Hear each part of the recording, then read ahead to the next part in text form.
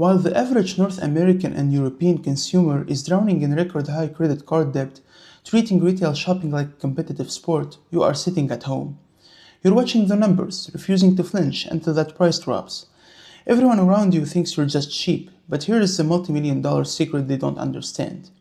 You aren't operating on frugality, you are running on the exact same psychological firmware as Wall Street's most ruthless hedge fund managers.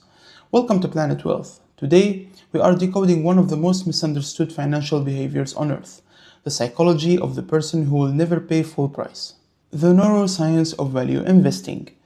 Let me be clear, you are not stingy, you are running a high-level scarcity detection program that modern consumer culture has spent billions of dollars trying to deactivate.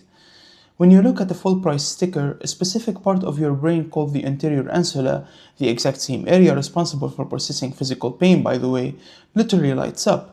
A landmark 2007 Stanford study proved that for certain individuals, overpaying for an asset triggers the exact same neurological response as physical harm.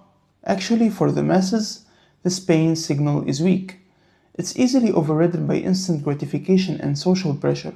But for you, your brain isn't being dramatic. It's protecting you from a bad investment. In the high finance world, paying a premium is the cardinal sin of wealth destruction. Institutional investors call this value investing. You just apply it to your everyday life. Corporate history and the anchoring illusion. For 99% of human history, resources were strictly limited. Overpaying meant putting your survival at risk. The people who survived and built generational wealth were the ones who negotiated, waited, and hunted for true value. But over the last century, mega retailers and corporate conglomerates in the US and Europe engineered a system to hack the human brain. They use what behavioral economists call anchoring bias. They slap a fake, hyperinflated original price next to a sale price. The average shopper's brain floods with dopamine because they think they're winning. But you have built an immunity to this corporate manipulation. You know the anchor is fake. You've tracked the historical data. You aren't celebrating a 40% discount. You are coldly waiting for the actual market bottom. Your dopamine doesn't spike from the purchase, it spikes from the optimization. You aren't shopping, you are executing a trade. Global wealth comparison and the math. This is the ultimate divide between those who perform wealth and those who build it.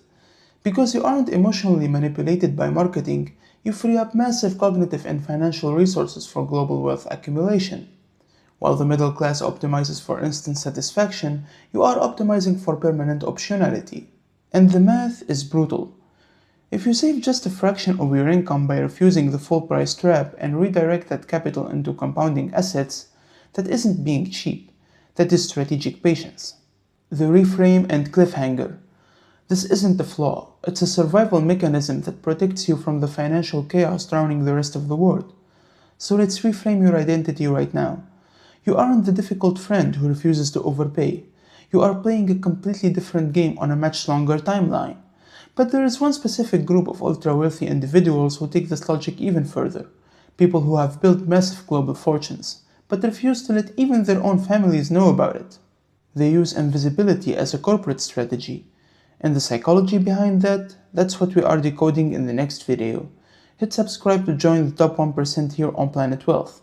And let me know in the comments what corporate or financial psychology we should expose next. See you in the next one.